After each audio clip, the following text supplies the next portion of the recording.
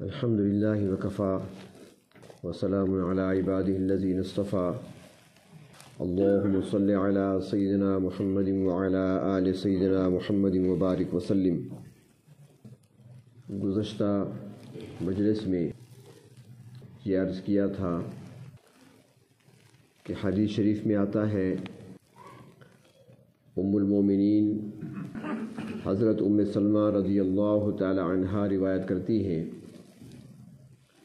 کہ جناب نبی کریم صلی اللہ علیہ وسلم صبح کی نماز کے بعد یہ دعائیہ کلمات ارشاد فرماتے تھے: اللہم انی اسألک علما نافعا، یا اللہ میں آپ سے سوال کرتا ہوں نفع دینے والے علم کا، ورزقا طیبا اور پاکیزہ رزق کا، اور سوال کرتا ہوں اللہ آپ سے وعملا متقبلا، ایسا عمل جو آپ کی بارگاہ میں شرف قبولیت پائے، مقبول عمل۔ علم نافع سے متعلق گزشتہ مجلس میں کچھ عرض کیا تھا۔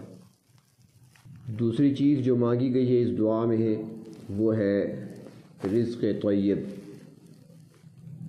پہلے تو یہ بات سمجھنے کی ہے کہ رزق کسے کہتے ہیں، رزق سے کیا مراد ہے۔ ہمارے ہاں یہ لفظ استعمال ہوتا ہے، کہا جاتا ہے بھئی رزق میں تنگی ہے، رزق کم ہے، تو اس کا معنی لیا جاتا ہے کہ جیب خالی ہے، آمدن کم ہے، خرچہ تھوڑا ہے، پیسے کم ہیں، گھر میں غلے کی کمی ہے۔ یعنی ہم اس کو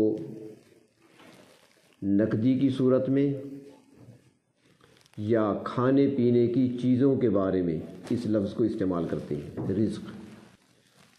حالانکہ ایسا نہیں ہے۔ رزق ہر وہ چیز، اس کو اگر عام طور پہ سمجھنا ہو تو آسان لفظوں میں، ہر وہ چیز جو نفع دینے والی ہے انسان کو، وہ رزق میں شامل ہے۔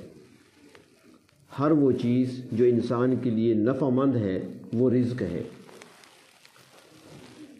اور نبی کریم صلی اللہ علیہ وسلم کی جو دعائیں ہیں ان میں یہ لفظ کثرت سے استعمال ہوا ہے، اللہم ارزقنی، اللہم ارزقنی، یعنی مجھے رزق دیجئے۔ اس کا اگر معنی کریں گے تو رزق کا معنی ہوگا عطا، اللہ تبارک و تعالیٰ کی طرف سے جو چیز عطا کی جاتی ہے۔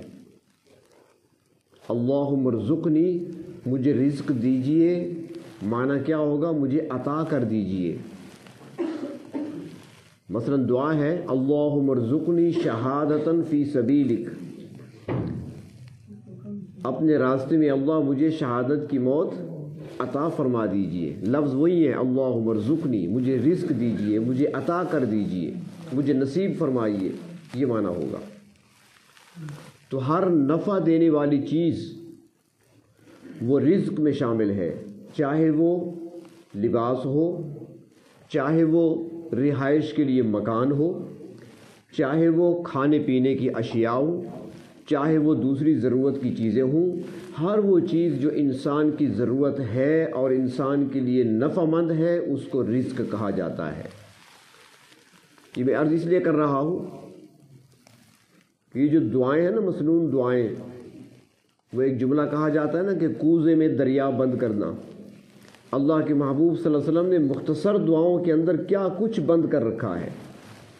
بظاہر چھوٹے سے جملے ہوتے ہیں، چند کلمات ہوتے ہیں، لیکن اس کے اندر جو تفصیل ہے، کیا مانگا گیا اللہ سے۔ ہم مانگتے تو ہیں، مانگنے کے لیے بیٹھتے ہیں، لیکن کبھی توجہ نہیں کرتے کہ ہم اللہ سے کیا مانگ رہے ہیں۔ اور یہ صبح کا وقت ہی ایسا ہوتا ہے جو انسان باہر نکلتا ہے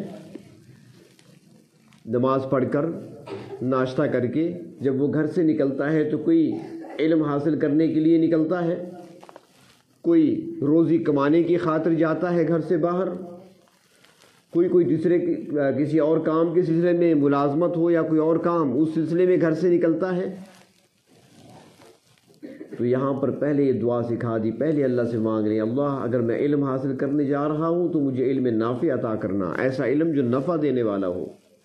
اللہ مجھے ہر چیز کی ضرورت ہے، میں کمزور ہوں، مجھے ہر اس چیز کی ضرورت ہے جو میرے لیے نفع دینے والی ہے، تو اے میرے پروردگار مجھے ہر نفع دینے والی چیز عطا کر دینا، لیکن ایسی چیز جو طیب ہو، پاکیزہ ہو، گندگیوں سے آلودگیوں سے پاک ہو، صاف ہو، ایسی چیز مجھے عطا کرنا۔ اس میں آپ کا رزق بھی آ گیا، اس میں آپ کے کھانے پینے کی چیزیں بھی آ گئیں، اس میں ساری چیزیں آ گئیں۔ اور یہاں پر رزق کا سوال بھی ہے اور ساتھ ہے طیب، روزی پاکیزہ۔ قرآن پاک میں اللہ تبارک و تعالیٰ نے دونوں لفظ استعمال فرمائے ہیں رزق روزی کے لیے، حلال اور طیب، حلال اور پاکیزہ، یہ دو لفظ ہیں۔ حلال کسے کہتے ہیں اور پاکیزہ کسے کہتے ہیں، ان میں کیا فرق ہے؟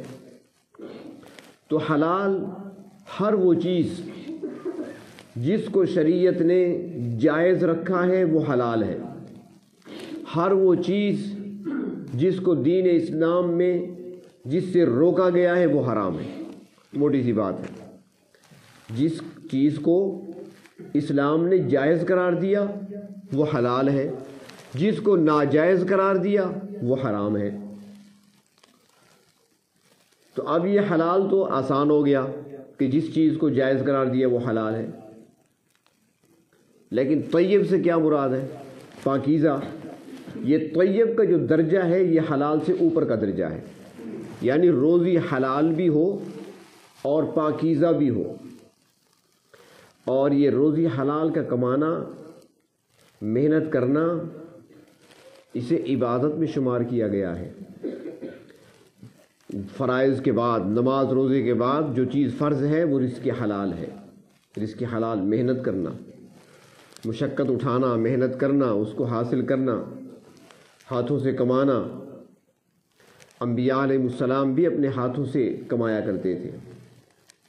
نبی اکرم صلی اللہ علیہ وسلم ایک مرتبہ سفر پہ نکلے، چند صحابہ آپ کے ساتھ ہیں، تو چلتے ہوئے راستے میں ایک جگہ قیام کیا کہ کچھ کھانے پینے کا انتظام کریں، کچھ وقفہ کر لیں۔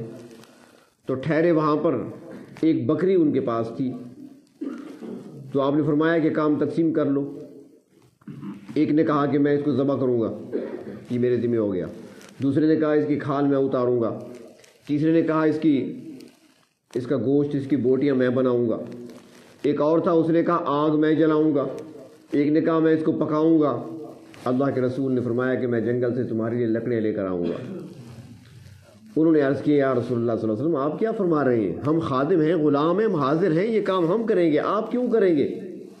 آپ نے جواب میں ایک جملہ ارشاد فرمایا، آپ نے فرمایا کہ میں آرام اور سکون سے بیٹھ کر کھانا نہیں چاہتا، میں اپنے ہاتھوں کی کمائی کھانا پسند کرتا ہوں، کیونکہ اللہ کے ہر نبی نے اپنے ہاتھوں کی کمائی کھائی ہے، محنت کر کے، مشقت کر کے۔ میں ایسے نہیں بیٹھوں گا، میں بھی تمہارے ساتھ کام کروں گا، اپنا حصہ ڈالوں گا کام میں۔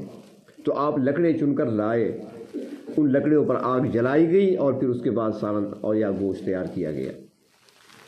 انبیاء علیہ السلام نے بھی رزق حلال کمایا ہے۔ کسی نے لوہے کو اپنا ذریعہ بنایا جیسے حضرت داؤد علیہ السلام، کسی نے لکڑی کے ذریعے سے کام کیا، لکڑی سے چیزیں بنائیں جیسے حضرت نوح علیہ السلام، حضرت زکریا علیہ السلام، کسی نے کپڑے سینے کا کام کیا، درزی والا کام، حضرت ادریس علیہ السلام۔ باقی انبیاء نے بکریاں بھی چلائی ہیں، حضرت ابراہیم علیہ السلام بکریاں چلایا کرتے تھے فلسطین کے جنگلوں میں۔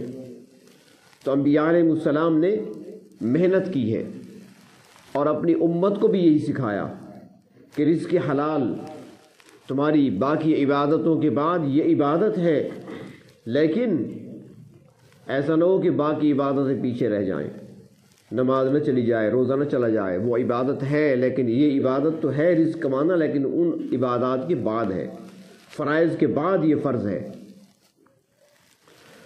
اور اس کی اہمیت اتنی ہے کہ باقی عبادات پر اس کا اثر پڑتا ہے۔ حدیث شریف میں آتا ہے کہ ایک آدمی ہے، وہ لمبا سفر کرتا ہے، تھکا ہوا ہے، بال اس کے بکھرے ہوئے ہیں، لباس اس کا خاک آلود ہو چکا ہے، گرد و غبار سے اٹا ہوا ہے سفر کی وجہ سے، تھکاوٹ کے آثار اس کی پیشانی اور چہرے سے ظاہر ہو رہے ہیں، خوب تھکا ہوا، لمبا سفر کر کے آیا ہوا، اور وہ تھکا ماندہ اپنے رب کی بارگاہ میں ہاتھ اٹھاتا ہے اور کہتا ہے یا رب یا رب، سوال کرتا ہے۔ فرمایا اس کو جواب نہیں دیا جاتا، اس کی دعا نہیں سنی جاتی۔ فرمایا اس لیے کہ اس کے پیٹ میں کھانا حرام کا ہے، اس کے جسم پر لباس حرام کا ہے، تو اس کی دعائیں قبول نہیں ہوتی۔ آج ہم شکوہ کرتے ہیں نا ہماری دعائیں قبول نہیں ہوتی۔ دعائیں کیسے قبول ہوں گی جب رزق حلال کا نہیں ہے؟ رزق حرام کا ہوگا پیٹ میں تو پھر کس طریقے سے دعائیں قبول ہوں گی؟ دعائیں تو اپنی جگہ، علماء فرماتی ہیں کہ نماز تک قبول نہیں ہوتی۔ اگر رزق حلال کا نہ ہو، حرام کا لقمہ پیٹ میں ہو، تو عبادت جو فریضہ ہے وہ بھی اللہ کی ہاں شرف قبولیت نہیں پاتا۔ امام غزالی رحمۃ اللہ علیہ 4 درجے بیان فرماتے ہیں روزی کے معاملے میں تقویٰ پر۔ وہ فرماتے ہیں کہ پہلا درجہ وہ عام مسلمانوں کا ہے، ایمان والوں کا ہے، اور وہ درجہ یہ ہے کہ وہ حلال کو حلال سمجھے، حرام چیزوں کے قریب نہ جائے۔ حرام نہیں کھاتا وہ، جن کو اللہ اور اللہ کے رسول صلی اللہ علیہ وسلم نے حلال قرار دیا اسی کو استعمال کرتا ہے، یہ عام مسلمان ہے۔ فرمایا دوسرا درجہ وہ صالحین کا ہے۔ صالحین جو ہوتے ہیں اللہ کے نیک بندے، وہ حرام سے تو پرہیز کرنا بڑی بات ہے، وہ تو کرتے ہی ہیں، وہ ہر اس چیز سے بھی بچتے ہیں جو شک و شبہ والی ہوتی ہے، یعنی مشتبہ چیز کو بھی چھوڑ دیتے ہیں، جس میں شک ہوتا ہے اس کو بھی چھوڑ دیتے ہیں، شبہ والی چیز کو چھوڑ دیتے ہیں، جو صالحین ہیں، نیک لوگ ہوتے ہیں۔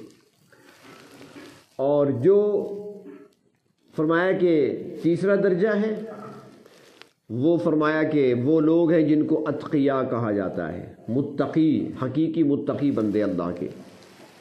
فرمایا یہ وہ لوگ ہیں کہ حرام سے تو دور بھاگتے ہیں، مشتبہ چیزوں سے بھی دور ہٹتے ہیں، بلکہ ایسی چیزیں جس میں شبہ نہیں ہوتا اس سے بھی بچتے ہیں، اس میں شبہ نہیں ہوتا پھر بھی بچتے ہیں۔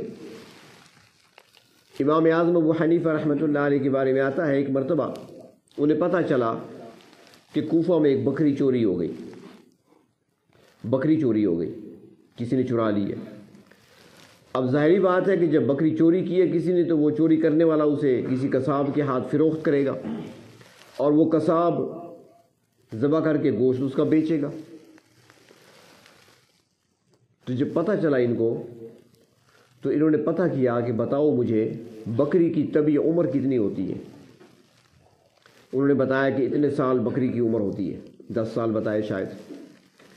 تو انہوں نے اتنے سال تک بازار کا گوشت نہیں کھایا، شاید کہ آج بکری ذبح ہو کر مارکیٹ میں آئی ہو، شاید کہ آج اس قصاب نے ذبح کیا ہو اسے۔ جتنے سال بتائی گئی تھی اتنی عمر ہوتی ہے بکری کی، اتنے سال بکری کا گوشت نہیں کھایا۔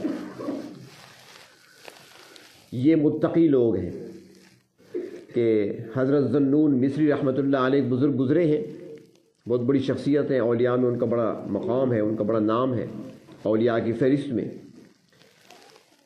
تو ان کے بارے میں آتا ہے ایک مرتبہ ان کو بادشاہ وقت نے جیل بھیج دیا، جیل میں ڈال دیے گئے۔ جب وہ جیل پہنچے تو وہاں پر اسی علاقے میں ایک نیک خاتون رہتی تھی، ایک نیک دیندار عورت رہتی تھی۔ اس کو پتہ چلا کہ ذنون مصری رحمۃ اللہ علیہ جیل میں ہیں، تو انہوں نے اس خاتون نے گھر میں کھانا تیار کیا، کوئی ڈش بنائی، اور وہ کھانا بنا کر جیل کی طرف لے گئی تاکہ حضرت ذنون مصری رحمۃ اللہ علیہ کی خدمت میں پیش کر دے۔ جب وہاں پہنچی تو سامنے جیل پر تو پہرا لگا ہوا تھا، سپاہی کھڑے ہوئے تھے۔ انہوں نے کہا آگے نہیں جا سکتی آپ، کہاں جانا ہے؟ اس نے کہا ذنون مصری یہاں پر ہے۔ انہوں نے کہا بالکل ہے، جیل میں ہے۔ اس نے کہا چلو مجھے نہ جانے دو، یہ برتن ہے، کھانا ہے اس میں، یہ لے جاؤ میری طرف سے پیش کر دو ان کی خدمت میں۔ انہوں نے کہا ٹھیک ہے ہمیں دے دو۔ وہ کھانے کا برتن لے گئے۔ جب حضرت کے پاس پہنچے حضرت نے فرمایا کیا لائے ہو؟ انہوں نے کہا جی کھانا۔ کہاں سے آیا؟ اس نے کہا فلاں ایک نیک خاتون ہے اس کی طرف سے آیا آپ کی خدمت میں۔ انہوں نے کہا میں نہیں لے سکتا، میں قبول نہیں کر سکتا، واپس لے جاؤ۔ اس نے کہا حضرت آپ جانتے ہیں بڑی نیک خاتون ہے، وہ خود مال حرام کے قریب نہیں جاتی، مال مشتبہ سے بچنے والی ہے۔ فرمایا میں جانتا ہوں وہ انتہائی نیک خاتون ہے اور وہ بچتی ہے مال مشتبہ سے بھی اور حرام سے بھی، اس کی روزی حلال کی ہے، کمائی حلال کی ہے، پاکیزہ کھانا تھا، لیکن وہ کھانا تو صاف تھا، جب تمہارے ہاتھ میں برتن آ گیا، تم کس کے کارندے ہو؟ تم ایک ظالم بادشاہ کے کارندے ہو، تمہارے ہاتھوں پر غریبوں کا خون لگا ہوا ہے، تمہارے ہاتھ ظلم سے آلودہ ہیں، جب برتن تمہارے ہاتھ میں آ گیا اب اس برتن سے کھانا میں نہیں کھا سکتا۔ اور ایک ہوتے ہیں، فرمایا کہ چوتھا درجہ وہ صدیقین کا ہے، اور صدیقین کا درجہ کیا؟ فرمایا ان کا مقام پھر یہ ہوتا ہے، امام غزالی رحمۃ اللہ علیہ فرماتے ہیں کہ چوتھا درجہ رزق کے حوالے سے تقوی کا وہ صدیقین کا ہے، اور صدیقین یہ وہ لوگ ہوتے ہیں کہ جو ہر معاملے میں یہ دیکھتے ہیں کہ اس سے ہماری عبادت میں ہمارے جسم کو کیا تقویت مل سکتی ہے۔ وہ کھائیں گے تو اتنا ہی کھائیں گے جس سے ان کے جسم کو اتنی تقویت ملے تاکہ وہ اللہ کی عبادت کر سکے، اور ایسی چیز جس کے استعمال کرنے سے عبادت میں کوئی فائدہ نہ پہنچتا ہو تو وہ ایسی چیز کا استعمال نہیں کرتے۔ ایسے لوگ تقوی کے اعلیٰ درجے پہ ہوتے ہیں اور ان کو صدیقین کہا جاتا ہے۔ یہ صدیقین کا درجہ ہے۔ اور پھر جو لوگ بچتے ہیں نا تو اللہ تبارک و تعالیٰ ان کو بچاتے بھی ہیں۔ وہ ایک کتاب میں دیکھ رہا تھا، ہمارے بزرگ گزرے ہیں جو پرانے ساتھی ہیں، جیسے حاجی فضل الرحمان صاحب بیٹھے ہیں، ان کو یاد ہوگا، حضرت پیر غلام حبیب نقشبندی رحمۃ اللہ علیہ چکوال سے یہاں ڈیرہ کئی مرتبہ تشریف لائے۔ یہ جھنگ کے جو بزرگ ہیں نا، حضرت مولانا پیر ذوالفقار احمد نقشبندی، یہ ان کے خلیفہ ہیں۔ یہ اس وقت ان کو پنکھا چلا کرتے تھے، حضرت کا بیان ہوتا تھا، یہ پیچھے کھڑے ہوتے تھے، پنکھا ان کے ہاتھ میں ہوتا بڑا سا، بس وہ ہوا کے لیے آہستہ آہستہ چلا کرتے تھے۔ ہم طالب علم تھے اس وقت۔ تو ایک مرتبہ حضرت کہیں تشریف لے گئے تو وہاں پر کھانا آیا گھر سے بن کر۔ جب کھانا آیا تو انہوں نے دیکھا کھانے کو، فرمایا سالن تو ٹھیک ہے، روٹی کوئی اور لاؤ، روٹی کہیں اور سے لاؤ۔ انہوں نے کہا حضرت وہ کیوں؟ فرمایا اور مجھے پتہ نہیں، خنزیر کی بو آ رہی ہے۔ انہوں نے کہا حضرت کھانا تو گھر میں بنا ہے سارا، سالن بھی گھر میں بنا، روٹیاں بھی گھر میں بنی ہیں، آٹا بھی گھر کا ہے، خنزیر کی بو کہاں سے آنے لگی؟ فوراً گھر گئے، گھر جا کر پوچھا کھانا کس نے بنایا؟ بھئی کھانا تو بیوی نے کہا میں نے خود بنایا۔ روٹیاں کس نے بنائی؟ کہنے لگی وہ ساتھ پڑوسی خاتون ہے نا فلاں عورت، وہ اکثر کہا کرتی تھی کہ حضرت جب بھی آئیں مجھے خدمت کا موقع نہیں دے تو کچھ نہ کچھ مجھے کام بتا دیا کرو، میں بھی خدمت کر لوں اللہ والوں کی۔ تو اس بار میں نے اسے کہا آٹا گوندا پڑا ہے، تم روٹیاں بنا دو۔ اس نے کہا اچھا روٹیاں تو اس نے بنائی ہیں، تو حضرت فرما رہے ہیں کہ خنزیر کی بو آ رہی ہے، یہ کیوں کہا؟ تو وہ کہنے لگی آپ کو پتہ نہیں کہ وہ نماز کبھی کبھی نہیں پڑھتی، کبھی کبھی وہ نماز نہیں پڑھتی۔ جو متقی لوگ پھر ہوتے ہیں نا ان کو اللہ تعالیٰ پھر ایسے بتاتے ہیں۔ ہمارے حضرت علامہ عبدالستار توسوی رحمۃ اللہ علیہ ایک ساتھی بتا رہے تھے پنجاب کے، ان کے ہاں وہ جلسے پر تشریف لے گئے تو وہاں جب کھانے کے لیے گئے بیٹھے تو کھانا سامنے لایا گیا، فرمایا کہ یہ کھانا میں نہیں کھا سکتا، لے جاؤ اسے۔ انہوں نے کہا کیوں؟ فرمایا بس میں نہیں کھا سکتا۔ تفصیل نہیں بتائی، کچھ اللہ والے بتا دیتے ہیں کچھ نہیں بتاتے، لیکن آداب میں اکثر کہا کرتا ہوں نا کہ آداب سیکھ لیا کریں، بس ان کی اشاروں کو سمجھ لیا کریں۔ فرمایا کہ میں نہیں کھاتا، حالانکہ بھوک لگی ہوئی تھی، جلسے کے بعد کھانا ان کو معمول تھا، لیکن انہوں نے ہاتھ نہیں لگایا۔ تو بعد میں پتہ چلا کہ وہ کھانا جس خاتون نے بنایا تھا وہ بے دین تھی، ان کو بلایا تھا، پڑوسی تھی، چلو وہ کھانا بنا دو، میں اچھا بناتی ہو تم. بظاہر لوگوں کے لیے تو ذائقہ اچھا تھا، لیکن اس کے اندر جو خباثت بھری ہوئی تھی.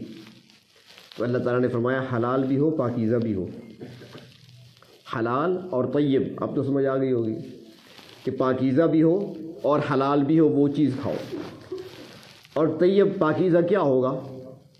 عام طور پہ سمجھ لیں کہ پاکیزہ وہ ہے، مثال کے طور پر اب گوشت حلال ہے، بکری کا گوشت حلال ہے، آپ نے سالن بنا لیا وہ حلال ہے، کھائیں اسے. لیکن وہ سالن آپ نے رکھ دیا، ٹائم گزر گیا، دن دو گزر گئے، بجلی نہیں تھی، آپ نے فریج میں رکھا ہے، بجلی نہیں ہے، اس میں تھوڑی سی بو آنے لگی، تھوڑی سی اس کے اندر بو آنے لگ گئی، ذائقہ اس کا تھوڑا سا بدل گیا ہے. اب حلال تو ہے لیکن طیب نہیں ہے.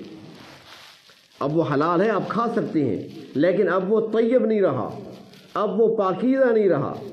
گوشت ہے رکھا ہے آپ نے، تھوڑی سی اس میں سے بو آنے لگی، حلال ہے، حرام نہیں ہو گیا، وہ ہے حلال، لیکن اب وہ طیب نہیں رہا. اللہ فرماتے ہیں تم کھانا کھاؤ، چیزیں کھاؤ، میرے دیے ہوئے رزق میں سے کھاؤ، حلال بھی ہو اور پاکیزہ بھی ہو.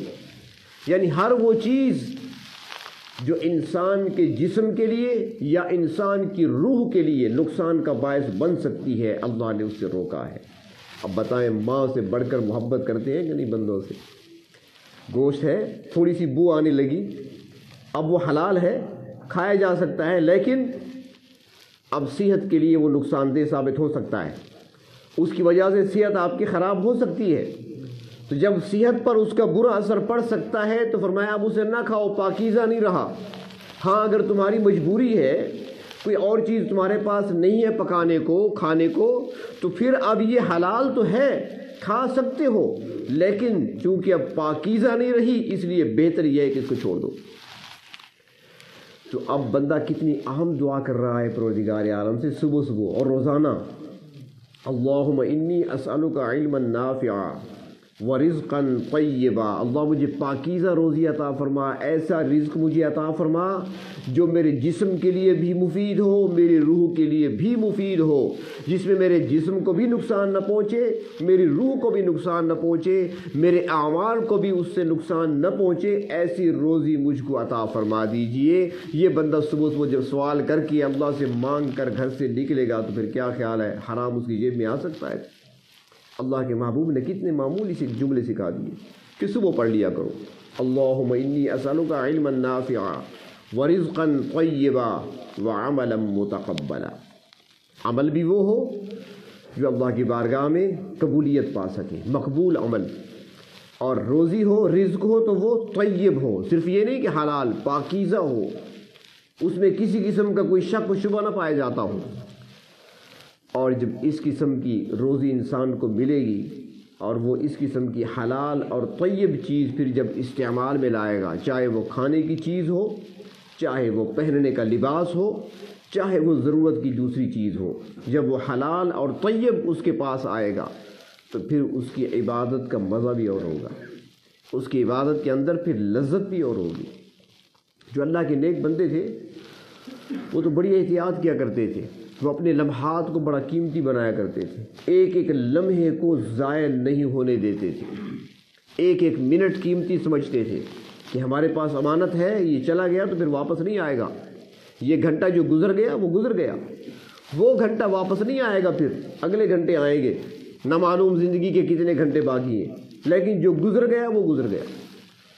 اس لیے اپنے وقت کا خیال رکھتے تھے، ہر چیز کو انہوں نے پاکیزہ بنا رکھا تھا، اپنے اوقات کو بھی انہوں نے پاکیزہ بنا رکھا تھا. وہ ایک اللہ والے کے بارے میں آتا ہے کہ بیمار تھے، انہیں تکلیف تھی تو دوائی استعمال کر رہے تھے، تو بیوی نے ان کو دوائی دی، ہاں لے لو، کھا لو یہ دوائی کھا لی. جب دوائی کھا لی تو بیوی سے کہنے لگے، یا بیوی نے کہا کہ ایسی ہے دوائی آپ نے کھا لی ہے نا، اب تھوڑا سا ذرا چند قدم چل لیں. اس لوگ کہتے ہیں نا بھئی دوائی کھا لی ہے، ذرا چند قدم چلو تاکہ وہ نیچے ہو جائے ذرا. تو بیوی نے کہا کہ چند قدم ذرا چل لو. اب کہنے لگے وہ کس لیے، اس سے مجھے کون سا ثواب ملے گا، اس پر مجھے کیا اجر ملے گا، یہ تو بتاؤ نا. بیوی نے کہا اس پر اجر کی بات تو کوئی ہے نہیں، ثواب کی بات تو ہے نہیں، ذرا دوائی نیچے ہو جائے گی۔ اس نے کہا نہیں، وہ چیز استعمال کرو اور مجھ سے کراؤ جس سے عبادت میں مجھے فائدہ ہو۔ وہ صرف وہی چیز استعمال کرتے تھے جن چیزوں سے اور جن کاموں سے ان کی عبادت کو تقویت ملے اور عبادت سے متعلق ان کے جسم میں قوت آئے، وہ چیز استعمال کیا کرتے، اس کے علاوہ وہ کوئی چیز استعمال نہیں کیا کرتے تھے، بچتے تھے۔ کیا فائدہ اس کا؟ اور ہمارے تو سارے کام بے فائدہ ہی ہے۔ اب کسی نوجوان سے پوچھیں نا، آپ نیٹ استعمال کرتے ہیں 4 گھنٹے، اس میں کیا فائدہ ہوگا؟ جی بڑے فائدے ہیں، آپ کو کیا پتہ، بڑے فائدے ہیں نیٹ کے اندر، بہت کچھ اس کے اندر پڑا ہے۔ اب یہ سارا وقت کا ضیاع ہے، اس کے علاوہ کچھ بھی نہیں ہے، اور پھر اس کے بعد پچھتاوا ہوگا، اور ایسا پچھتاوا ہوگا کہ جس کا ازالہ نہیں ہو سکے گا، پھر اس کی معافی کی صورت کوئی نہیں ہوگی، پھر اس وقت کے واپس آنے کا کوئی امکان نہیں ہوگا۔ جو گزر گیا ہے وہ چلا گیا ہم سے۔ تو ان اوقات کو قیمتی بنانے کے لیے، اپنی زندگی کے لمحات کو قیمتی بنانے کے لیے اللہ تبارک و تعالیٰ کے ساتھ تعلق مضبوط رکھنے سے ہی ہماری زندگی کے لمحات بہتر بن سکتے ہیں۔ اور اللہ کے محبوب صلی اللہ علیہ وسلم نے انسانیت پر یہ بہت بڑا احسان فرمایا ہے کہ بندوں کا تعلق دعاؤں کے ذریعے سے اپنے رب سے جڑا ہے، دعا کے ذریعے سے۔ اس طریقے سے مانگیں اور مانگ کر پھر چلیں، اور پھر جب آپ اللہ سے مانگ کر گھر سے نکلیں گے تو آپ کو جو علم ملے گا وہ بھی نفع والا ہوگا، آپ کو جو رزق ملے گا وہ بھی پھر حلال بھی ہوگا، طیب بھی ہوگا، اور جو عمل آپ کریں گے کوئی نیکی کا تو وہ بھی اللہ کی بارگاہ میں قبول ہوگا۔ اس لیے مختصر سی دعا ہے، اس دعا کو یاد کر لیں۔ ایک جملہ تو گزشتہ سوموار کو عرض کیا تھا، اللہم انی اسألک علما نافعا، اور اس کے بعد دوسرا جملہ ہے ورزقا طیبا۔ یہ 2 جملے یاد کر لیں، اللہم انی اسألک علما نافعا ورزقا طیبا۔ اگلا ہے وعملا متقبلا۔ انشاءاللہ زندگی رہی تو اگلی سوموار کو اس پہ کچھ عرض کیا جائے گا کہ وہ عمل کون سے ہیں جو اللہ کی بارگاہ میں قبولیت پایا کرتے ہیں۔ اللہ تبارک و تعالی ہمیں عمل کرنے کی توفیق عطا فرمائے، اپنے سے مانگنے کی توفیق عطا فرمائے، اور دعاؤں میں ہمیں حضور قلب نصیب فرمائے۔ جب دعا ہمارے دل سے نکلے گی تو وہی دعا اللہ کی بارگاہ میں پھر پہنچتی بھی ہے، اور قبولیت کے لیے وہ اپنے اندر اثر اور قوت بھی رکھتی ہے۔